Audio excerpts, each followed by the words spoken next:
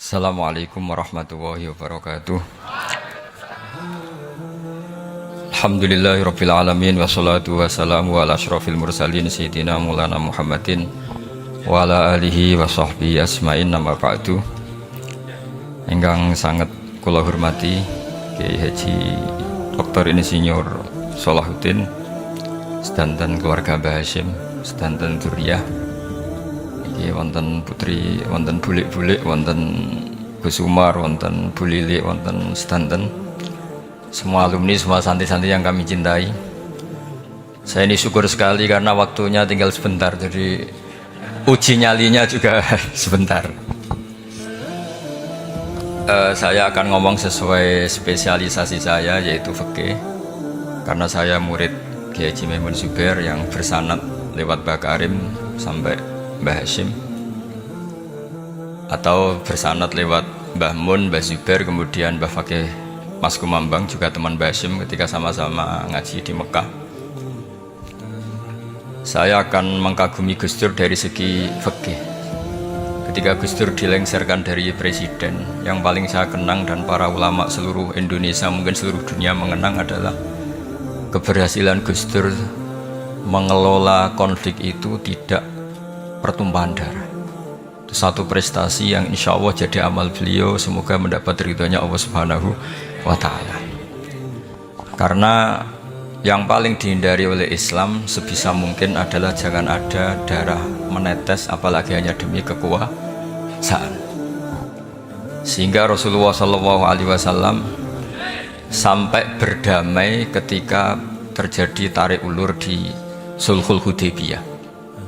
Saat itu Suhail bin Amr memberi sekian poin yang mendikte Rasulullah, semuanya merugikan Rasulullah, tapi tidak semuanya merugikan Rasulullah, tidak ada yang menguntungkan sama sekali. Tapi Rasulullah menuruti itu semua demi tidak bertumpahan darah. Padahal Suhail bin Amr zaman itu masih kafir, sehingga menjadi fikih bahwa perdamaian itu harus kita jaga. Sampai ada ayat wa in janahu lisalmi fajnalaha wa tawakkal 'ala Allah. Jika mereka ingin damai, kamu harus menuruti itu. Sehingga damai itu pula yang zaman era Gus Wahid, ketika beliau menginginkan negara berdasar Islam, itu banyak di buku, termasuk beliau panitia 9 persiapan kemerdekaan Pebuki, juga tadi Gus Salahuddin cerita. Beliau akhirnya kompromi juga dengan negara yang berbentuk Pancasila. Kemudian itu disosialisasikan era Muktamar Situbondo, yaitu Kiai Haji Ahmad Siddiq, didukung oleh Gus Dur karena zaman itu beliau kalah sepuh sama Kiai Haji Ahmad Siddiq. Jadi itu fikih-fikih yang saya menjadikan pengagum Gus Dur, karena ibadah Darul Mafasid Muqaddamun ala Jalbil Masalah adalah ibadah yang luar biasa. Berikutnya saya mohon sama Kiai Haji Salahuddin Wahid berkenan saya cara berpikir begini untuk Gus Dur. Jadi saya ini dari keluarga Kiai, saya juga senasab dengan keluarga Mbah Hasyim karena sama-sama turunan Mbah Sambul Lasem. Jadi beliau adalah Abdurrahman bin Wahid bin Hasyim bin Asy'ari bin Wahid lagi, terus bin Abdul Halim 2 sampai Mbah Sambu. Kira-kira nasabnya sama dengan saya, dengan Mbah Hamid yang dari jalur itu. Saya mau bercerita begini, watak seorang cucu itu biasanya mengalir dari pikiran besar mbah-mbahnya atau leluhurnya, karena setiap mbah-mbahnya pasti berdoa dzurriyyatan thayyibah, yaitu anak cucu yang baik. Saya sengaja di sini bawa kitab yang ditulis oleh Muhammad Asad Shihab, seorang Libanon, menulis bahwa Mbah Hasyim Asy'ari adalah terhitung sebagai mujaddid, sebagai pembaharu Islam, setidaknya di Asia sini atau di Indonesia. Di sini ada kitab ini diterjemah beberapa kali, sebagian oleh Kiai Haji Mustafa Bisri, sebagian oleh Kiai Sodik Semarang. Saya punya edisi asli, edisi Arabnya, karena saya dari awal ingin ngaji sama santri-santri Tebu Ireng, karena buyut-buyut saya itu termasuk gurunya Mbah Soleh Darat. Jadi buyut saya yang di Kudus, Pondok Damaran itu dulu Mbah Soleh Darat pernah ngaji di situ. Dan Mbah Hasyim kecil pernah ngaji sama Mbah Soleh Darat. Dan tentu biasa itu dalam ilmu sanad, guru-guru saya indukannya di Mbah Hasyim juga pernah ngaji beberapa ulama di Pantura. Dan saya pastikan di antara perilaku atau manhaj Mbah Hasyim adalah, ini saya baca guru-guru beliau, kemudian ada perilaku yang persis ditiru Gus Dur. Jadi itu bukan sekedar bukan sekedar mitos atau kebetulan. Beliau punya pilihan-pilihan yang dipilih sampai akhir hayatnya. Di sini ada cerita proses Mbah Hasyim ngaji, kemudian pernah ada seorang Jerman mau belajar Islam sama Mbah Hasyim, kemudian ditemui beliau dengan sangat hangat. Ketika sudah mengenal Islam secara detail, ya saya ulang lagi, ketika sudah mengenal Islam secara detail, beliau ngendikan, kamu jangan tergesa-gesa, kata beliau, kamu harus menerima Islam ini secara al-bayyinah, secara argumentatif, secara logika yang benar, jangan karena terpaksa. Itu pula yang akhirnya Mbah Hasyim mendorong khuriyatul fikri, orang itu harus merdeka dalam berpikir. Itu pula yang mengilhami Rasulullah SAW ketika Sulhul Hudaybiyah. Orang kafir yang masuk Islam harus dikembalikan ke habitat kafir, karena itu habitat asli, karena rata-rata dulu suku Mekah zaman itu kafir semua. Tapi yang orang Islam masuk kafir harus dibiarkan karena dianggap kembali ke habitat. Tentu semua perjanjian itu merugikan Rasulullah SAW. Tapi yang unik, Rasulullah itu menerima itu semua. Kata Rasulullah, sudah perjanjian itu kita terima saja. Akhirnya perjanjian itu diterima. Kemudian tapi Nabi hanya minta satu hal. Orang kafir Quraisy tidak boleh melarang orang diskusi Islam. Akhirnya mereka diskusi tentang Tuhan, tentang agama, tentang macam-macam. Sehingga mereka akhirnya membandingkan, namanya punya Tuhan batu sama Tuhan yang disebut Muhammad. Tentu mereka masih jangkar pakai nama Muhammad. Mereka diskusi. Kalau kita punya Tuhan berhala, efeknya begini-begini. Kalau Tuhan kita banyak, efeknya gini-gini. Diskusi. Yatafawaduna fil hadis. Mereka diskusi secara terbuka. Terus fama ahadun ya'qilu syai'an illa dakhala fihi. Kemudian seseorang yang berpikir secara benar, yang mengenali Islam, pasti akan masuk Islam. Sehingga karena mereka diskusi bebas tanpa tekanan, akhirnya mereka memilih Islam. Dan selama mereka Islam, mereka akhirnya ikrar Islam sama ikrar, ya cara sekarang ikrar, kemudian menjadi Muslim, dan otomatis perjanjian itu dibatalkan. Makanya kata Imam Zuhri, guru Imam Malik, maka nafathun a'zuma fil Islam min sulhul Hudaybiyah. Nggak ada kemenangan Islam sehebat kemenangan dalam Hudaybiyah, yaitu orang berbebas berpikir. Kemudian kebebasan berpikir ini pasti mengarah ke mengaku yang benar, menanggalkan yang salah. Tentu orang dulu mendewa-dewakan Lata Uzza, pokoknya menuhankan makhluk, menjadi sadar bahwa itu aneh. Kenapa kita harus sembah batu yang dipahat, kenapa kita harus menyembah makhluk dan sebagainya, dan akhirnya mereka Islam. Tapi dulu kalau suasana perang itu keinginan orang hanya ingin menang kalah. Jadi yang kafir itu hanya ingin menang, pokoknya jangan sampai kalah, nggak pernah berpikir Islam itu apa. Di mana-mana perang itu ya pikirannya menang kalah. Tapi setelah nggak ada perang, meskipun segala perjanjiannya merugikan Islam, orang akan berpikir secara objektif. Makanya fama ahadun ya'qilu syai'an illa dakhala fihi. Tidak ada seseorang yang berpikir tentang Islam kecuali akhirnya masuk Islam. Sehingga itu disebut maka nafathun a'zuma fil Islam min sulhul Hudaybiyah. Tidak ada futuhat yang sebesar sulhul Hudaybiyah. Ya, kitab ini namanya Wadi'ul Labinat Istiqlalil Indonesia. Mungkin santri Tebuireng mungkin lebih tahu ya, karena harusnya lebih tahu. Jadi kalau tahunya baru sekarang ya rodo innalillahi wa inna ilaihi rajiun. Jadi saya tidak perlu bangga lebih tahu, karena memang seharusnya Anda lebih tahu. Kalau tidak ya keterlaluan. Ya namanya itu Wadi'ul Labinatil Istiqlal al Indonesia. Ini saya baca, tapi ini demi Gus Dur, artinya bahwa pilihan-pilihan itu mulai ada zaman Mbah Hasyim Asy'ari. Saya baca satu-satu ya, mulai kredibilitas ilmu beliau, karena dalam Islam itu harus ada sanad. Saya pernah ditanya seorang ilmuwan, Pak Bahak, kenapa Islam itu harus ada sanad? Kita kan orang cerdas, kan bisa berpikir sendiri, ngapain nunggu pikirannya orang-orang, kata saya.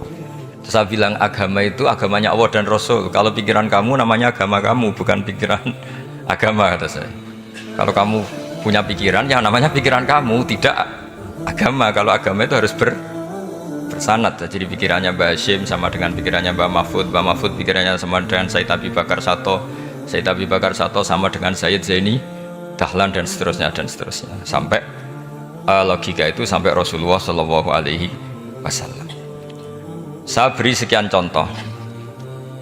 Pikiran yang kita ciptakan bisa salah, misalnya begini. Dulu misalnya Nabi pernah bersabda, al-qatil wal maqtul finnar, pembunuh yang dibunuh sama-sama neraka. Jadi idal taqal muslimani bisayfihima fal qatil wal maqtul finnar. Jika dua orang muslim bertemu sama-sama bawa pedang, maka yang bunuh maupun yang dibunuh itu sama-sama masuk neraka. Makanya kita harus syukur sekali Indonesia itu paling menghindari membunuh, karena kalau sesama muslim membunuh itu ancamannya berat, sama-sama masuk neraka. Bukan sekedar diboyong dari pondok Tebu Ireng, itu neraka gitu. Kalau dibayang pondok gampang, nanti mondok lain gampang. Terus logika sahabat begini, hadza al-qatil fama balu maktul. Oke ya Rasulullah, kalau al-qatil masuk neraka namanya pembunuh, oke kita terima. Tapi fama balul maktul, lalu dosanya yang terbunuh itu apa? Wong dia korban kok dia dibunuh? Apa jawabannya Rasulullah Shallallahu Alaihi Wasallam? Jawabannya, innahu kana harison ala qatli sahibi. Sebetulnya dia juga mentalnya pembunuh, cuma nasibnya terbunuh. Jadi seperti misalnya sampean hasut saya, itu nggak perlu disakeni. Sebenarnya sampean yang inginnya ya menggusur saya, cuma nasibnya tergusur gitu.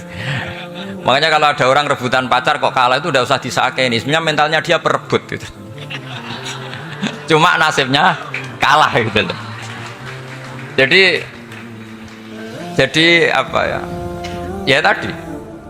Ya ini penting ya, penting sekali itu. Jadi sebetulnya ketika duel tuh semuanya kan mentalnya pembunuh. Maka dia nasib saja sebagai maktul, tapi mentalnya pembunuh. Karena dia mentalnya, niatnya, komitmennya pembunuh, maka dia sama-sama di neraka. Maktul itu fakta, faktanya terbunuh, tapi mentalnya pembunuh, sehingga hukumannya sebagai pembunuh. Sama kalau sampean berebut itu mentalnya ya perebut, cuma nasibnya kalah atau terebut. Itu soal nasib. Ini saya baca dulu ya guru-guru Mbah Hasyim supaya clear. Selama ini yang dikenalkan beliau ngaji sama saya Mahfud, saya Khotib Minangkabau. Ini di kitab ini. Saya baca sesuai harokat yang ada di kitab ini. Nanti kalau sampai tidak cocok karena beda madhab, ya nggak apa-apa, asal pinter saja. Karena baca kitab itu unik. Kadang-kadang satu guru sama guru yang lain itu beda-beda. Dan biasanya guru itu nggak mau kalah. Mbah Mun tuh sering cerita, ada kiai maknani wati ini lanwit alu.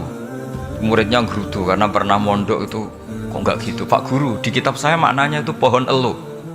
Lah iya cung, wit elu kena gua alu, kata gurunya kata gurunya nggak mau kalah gitu. Ada yang guru itu salah baca wal jarodin lan lawang, muridnya nggak terima. Pak Yai saya pernah ngaji itu maknanya walang. Lah iya walang sing ning lawang cung. Itu memang kasus makna-makna di Jawa itu banyak itu. Karena awalnya memang wis rontok bodoni gitu. Kenapa saya bilang bodoni? Yang bilang Mbah Mun makna Jawa ono bodoni ini ya. Karena watin itu kan nggak ada di Indonesia. Tapi kiai itu malu kalau gak iso maknani. Akhirnya wati ini wet elu. Tanyakan orang pakar ahli Jawa ya ndak tahu lo itu apa. Oh butuh kiai itu ada lafaz ya ada maknanya. Padahal jenis itu nggak ada di Indonesia. Seperti haudat itu maknanya di Jawa sekedup. Sekedup itu rumah kecil yang ada di unta zaman dulu. Di Jawa ada enggak? Enggak ada. Kalau kamu tanya orang Jawa ini apa namanya? Namanya ya rumah kecil di atas unta. Tapi Kiai Jawa dulu punya makna namanya apa? Sekedup. Jadi Kiai Jawa itu luar biasa improvisasi. Ya rodok bodoni itu. Lah yang sering bodoni itu bab halal haram, tapi bodoni apik. Yang tidak semua bodoni itu buruk, kadang wajib. Betul ya? Ini sama tergesola. Ini karena keahlian fikih saya juga barokahnya Mbah Hasyim Asy'ari supaya beliau senang. Beliau senang karena para nabi, para wali, para ulama itu tidak meninggal. Tadi kalau Mbak Anita bilang wafat itu kalau dalam bahasa Arab wafa yafi wafaan itu maknanya nuhoni. Nuhoni itu sudah memenuhi. Jadi sebenarnya memang nggak pernah ada orang mati itu. Jadi kita punya jatah umur, jatah rezeki sudah terpenuhi semua. Namanya wafat dari kata wafa yafi wafaan. Sesuatunya sudah penuh maka diambil. Kalau roh sendiri nggak pernah meninggal. Ya roh sendiri kalau Mbak Anita bilang kita memperingati kehidupan Gus Dur ya memang hidup karena tadi nggak ada siapapun bilang orang itu mati. Orang mati itu adalah jasad, rohnya diambil dari jasad. Roh sendiri ini nggak pernah berstatus mati karena makanya orang Jawa semua sepakat wong mati ku piye sing nyawane dijabut, jasadnya mati, nyawanya diambil. Kemudian nyawa ini yang mengalami dapat nikmat maupun dapat azab. Sehingga keyakinan ahli sunnah wal jamaah ini perlu didoakan karena menghadapi Allah butuh topangan doa dan doa itu nggak pernah salah karena otoritas doa itu milik Allah Subhanahu wa Ta'ala. Nggak bisa kamu nyemperit Allah ini sudah akhirat loh, amal nggak ada gunanya loh, nggak bisa.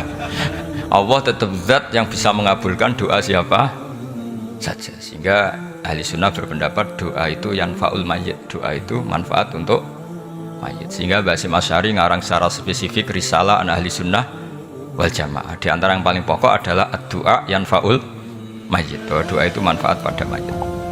Ini saya hitung ya guru-gurunya Mbah Hasyim. Darus Salhat Muhammad Hasyim Asy'ari ini karangannya Asad Shihab, orang Libanon. Buku ini selesai tahun 72. Beliau lama sekali ikut ngaji di sini sama Mbah Hasyim. Tapi sebagai peneliti, beliau kesini sudah alim. Ndak terus masih menghafalkan alif bata itu ndak, masih sudah alim. Darus Salhat Muhammad Hasyim Asy'ari fil Haramil Makki Syarif fi Makkah Al-Mukarramah alaihi ulama. Seterusnya beliau hitung ya. Amsalus Syekh Ahmad Amin Al-Attar wa Sayyid Sultan bin Hasyim wa Sayyid Ahmad Zawawi. Ya dihitung ya sudah berapa itu. Tapi beliau ke sana sudah alim loh. Jangan sampean kira kalau sampean ke sana itu jadi TKI repot nanti. Itu kata Mbah Mun kalau ada orang mau mondok Mekah. Apa mondok Mekah wis alim dereng. Kersane pinter bahasa Arab, Pak. Bakul es neng Arab pinter bahasa Arab kata Pak. Jadi kalau beliau kalau sama orang belum alim mondok di Mekah itu agak duka beliau.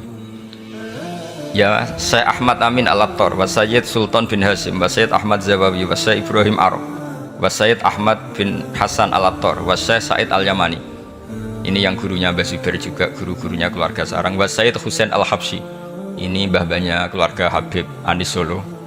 Jadi ya pokoknya keluarga besar Solo karena kita tahu Habib Anis itu bin Alwi bin Ali yang punya simtut Duror bin Muhammad bin Husain. Alladzi tawalla mansibal iftah hatta wafatul maniyah wa Sayyid Bakar Sato. Ini yang ngarang Anatu Tolibin. Wa Syekh Rahmatullah wa Sayyid Alawi bin Ahmad As-Segaf. Ini yang ngarang Tarsihul Mustafidin. Kita tahu sarah i'anah paling terkenal adalah dua, I'anatu Tolibin dan Tarsihul Mustafidin. Itu dikarang oleh Alawi bin Ahmad As-Segaf. Terus wa Sayyid Abbas Al-Maliki, itu banyak Sayyid Muhammad. Karena kita tahu Sayyid Muhammad adalah Muhammad bin Alawi bin Abbas, ya, Muhammad bin Alawi bin Abbas. Itu juga gurunya Mbah Hasyim. Wa Sayyid Abdul Az-Zawawi wa Syekh Soleh Bafadl wa Syekh Sultan Hasyim Daghestani. Jadi selain guru-guru di Indonesia termasuk Mbah Mahfud Termas, Syekh Khotib Al-Minangkabu, beliau punya guru-guru itu yang saya sebut. Lalu barokahnya guru-guru itu, ya, barokahnya guru-guru itu, Mbah Hasyim berpikir seperti itu, dan berpikir seperti itu yang mengilhami Gus Wahid,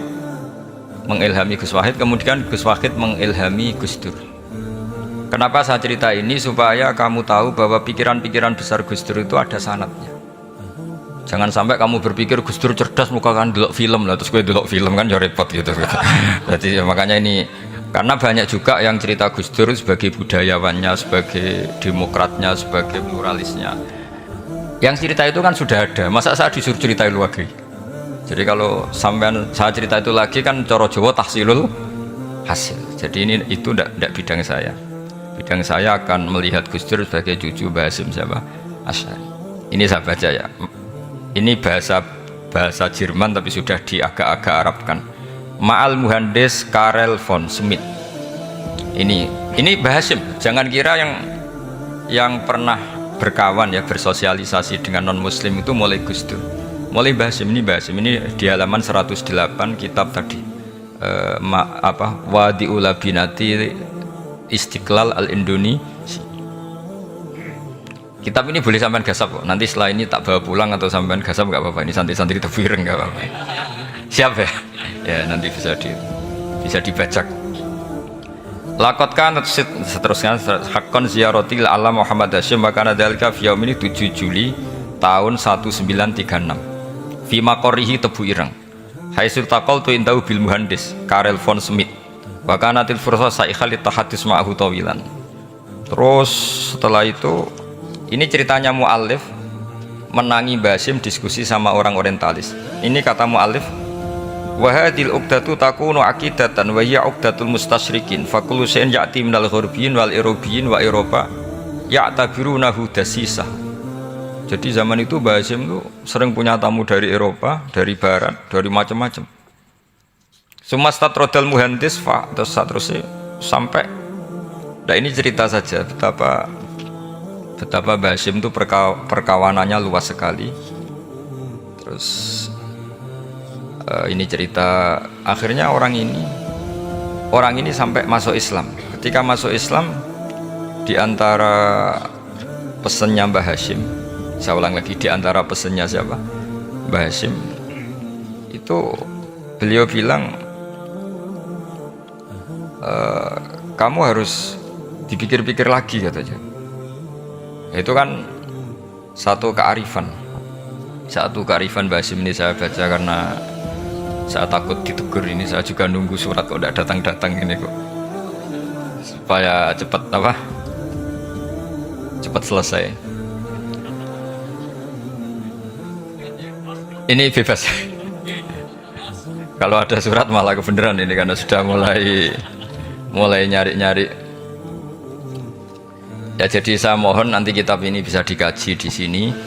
Nanti saya tinggal di sini ada cerita-cerita sampai beliau berteman orang Eropa, terus beliau macam-macam sampai terus saya teruskan. Summa arsalatku syirka ila Indonesia am 1929 wa tanaqala fi katsir minal mudun wa makata akhiran fi madinati Surabaya bi Jawa Syarqiyah wa min huna bada'atil hidayah wa taufiq taqudanihi ilal khairi hadas lautil hadis fil amil alladhi yakti fatratas tiraq. Jadi orientalis tadi ketika berteman Mbah Hasyim lama-lama tertarik oleh Islam. Ketika mulai tertarik dengan Islam, wa sya'ara bil istiqrar aruhi wal amni tam wa kaifa ya'budu rabbahu ibadatan hakikiyah. Terus mulai tertarik dengan Islam, terus konsultasi sama Mbah Hasyim. Jadi tertariknya barokahnya Mbah Hasyim.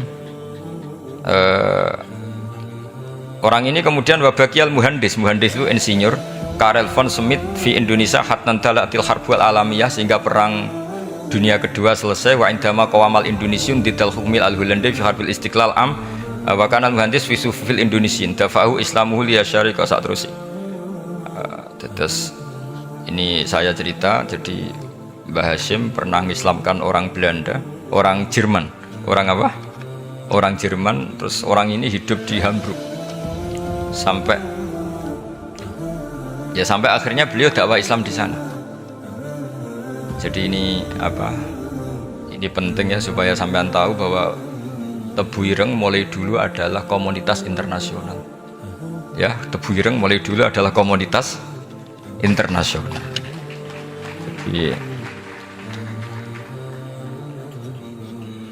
terus ketika ngadepi Indonesia yang dijajah,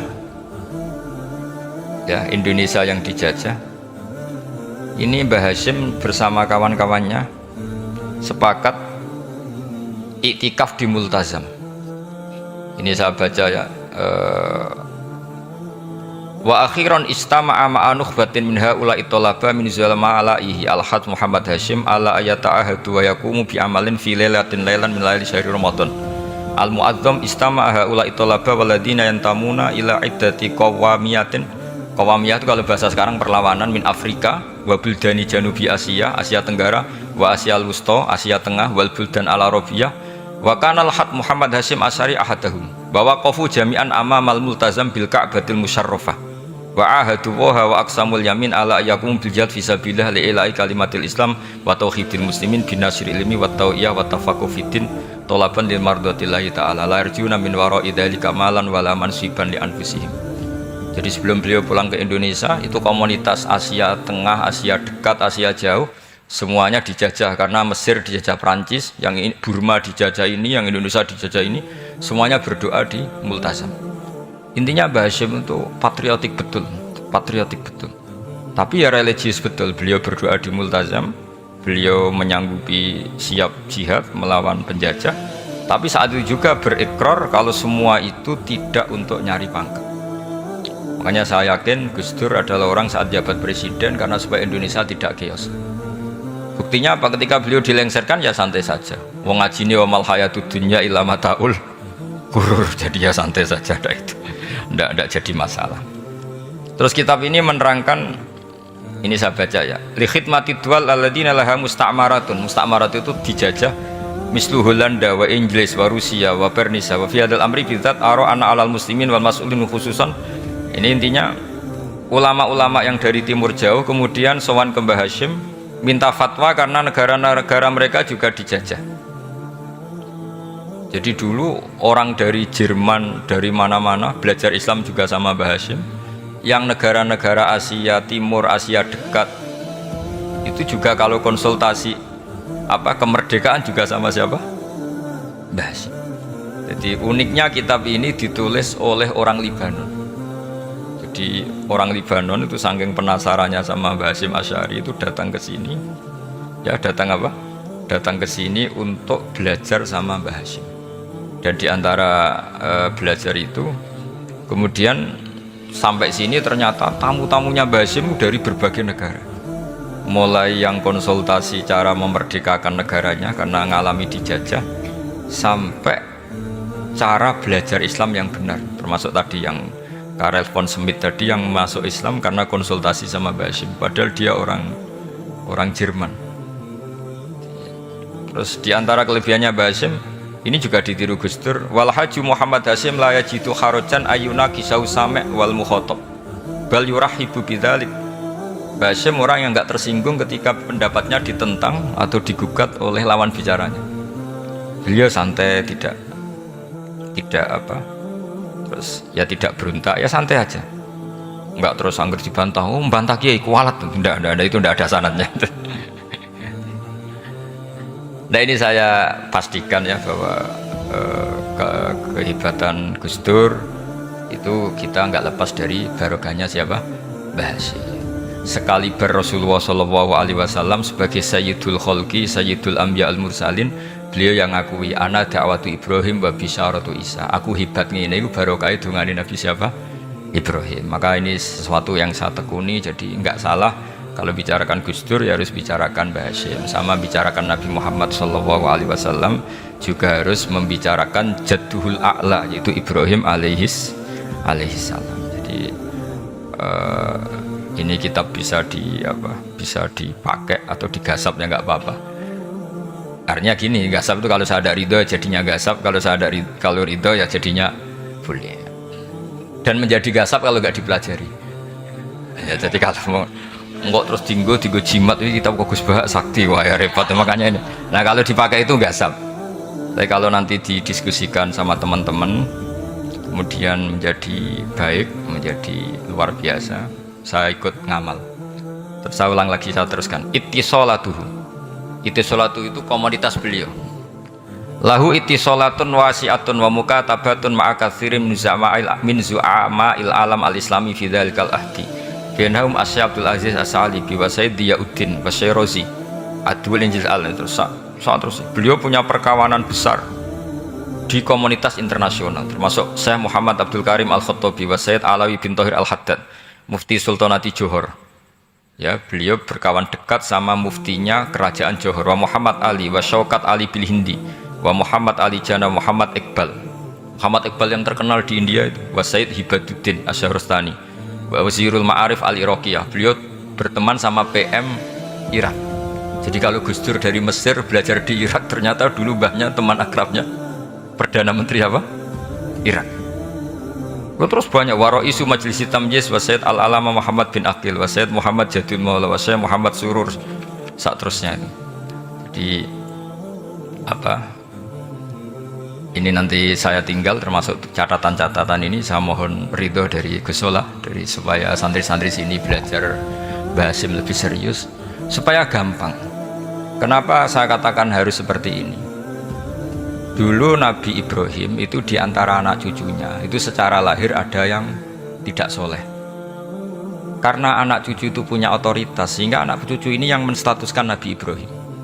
Sampai Allah sendiri yang meluruskan pengklaiman itu, yaitu ada ayat maka anak Ibrahimu Yahudiyah wala Nasronian, karena ada orang yang bernama Yahuda bin Yakub bin Ishak bin Ibrahim. Karena Yahuda punya pola tertentu dalam beragama, terus seakan-akan mbah-mbahnya paling ya begitu. Akhirnya Ibrahim pernah disetatuskan sebagai Yahudi. Sampai Allah sendiri yang ngendikan maka anak Ibrahimu Yahudiyah wala Nasronian. Sampai datang Rasulullah SAW yang memaklumatkan saya juga cucu Ibrahim orisinil, dan saya pastikan Ibrahim itu bukan Yahudi tapi bapak tauhid. Semenjak itu Ibrahim dipulihkan namanya, bukan Yahudi tapi bapak tauhid, yaitu diistilahkan Nabi millata abikum Ibrahim, semua tauhid adalah nginduk kepada Nabi siapa? Ibrahim.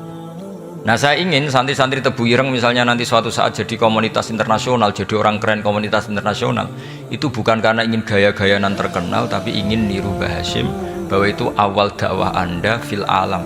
Semua alam ini tentu butuh tauhid, butuh kebenaran, bukan gagah-gagahan sebagai orang populer. Terus persahabatan yang luas, misalnya Anda khusyuk terus kuper, ratau kancanan wong ben dadi wali gini terus kuper. Mungkin Anda tidak akan jadi wali karena sanadnya Mbah Hasyim itu perkenalannya luas. Sementara kamu milih kuper, gak pernah berteman orang, tapi sanadnya sampai Mbah Hasyim itu membingungkan sanad itu. Wong Mbah Hasyim tidak gitu kok kamu nyanatkan begitu. Jadi kalau santri Tebu Ireng mulai sampai neng kamar, ngobong dupo, terus menterkenalkan diri jadi wali. Nanti tonggo kamu ngira itu produk Mbah Hasyim karena kamu santrinya. Kan dianggap cerminan gurunya sampai Mbah. Nah kalau ada yang teman-teman gitu harus dimaklumatkan itu sanad mungkotek bahwa sanad itu tidak benar. Ini kapan ini ditegur, ini saya sudah mulai menunggu karena ya repot ini kalau kelamaan ini nanti itu. Terus ini khazanahnya Mbah Hasyim, khazanah itu ya perpustakaan kalau sekarang maktabatuhu. Tu'addu maktabatul khat Muhammad Hasyim Asy'ari min aghnal maktabat lihtiwaiha ala anfasil kutub. Jadi ini kadang harokatnya ya beda dengan bacaan saya, sama nanut bacaan saya saja. Di sini ditulis anfusil kutub, kalau saya baca anfasil kutub karena maknanya kitab terbaik. Kalau kitab terbaik bacanya bukan anfus tapi apa? Anfas. Ya nanti kamu debat sendirilah sama teman-teman ini bacanya apa. Karena ini kadang harokatan. Kalau kadang harokatan repot, abe bantah itu kadang sungkan mbek sing aran, orang bantah kadang beda. Lah supaya selamat, iki ora saleh mualif, khotote sing goblok biasanya gitu korban. Biasanya gitu kalau untuk menyelamatkan kiai itu, oh ini yang ngetik yang salah. Padahal kadang kiai ini barang ya rodok salah tapi ya sembol. Daripada suudzon sama kiai kan mendingan sama pengurus. Ya gitu ya, sepakat ya. Jadi ya sudah terus. Ya saya baca tu'addu maktabatul khat Muhammad Hasyim Asy'ari min aghnal maktabat lihtiwaiha al anfasil kutub al ilmiyah al islamiyah. Jadi kalau tadi yang diceritakan para kawan-kawan Gus Dur suka baca itu Mbah Hasyim itu kitabnya banyak sekali dan semuanya kitab terbaik min matbu'atin, baik yang dicetak, wa makhtutatin, baik yang masih tulisan tangan, athariyatin qadimah, baik kitab-kitab yang sudah hampir punah karena saking lamanya. Wa tadummu hadil maktabah jullal kutub al muallafah wal lughat al arabiyyah wal indonesia wal jawiyah wal malaysia wa ba'dal lughat al ajnabiyyah al ukhra. Jadi zaman Mbah Hasyim itu perpustakaannya sudah ada bahasa Indonesia, bahasa Jawa, bahasa Malaysia, bahasa Inggris. Itu yang nulis orang Libanon. Sampai santrinya Mbah Hasyim tidak tahu innalillahi wa inna ilaihi rajiun. Maka ini yang kepertobatan ya saya kasih. Jadi ini saya biasa guyon, kesoalnya ini guyon sama santri, saya tidak midatoni kiai, jadi ini guyon sama santri. Semoga guyonan ini manfaat. Wassalamualaikum warahmatullahi wabarakatuh.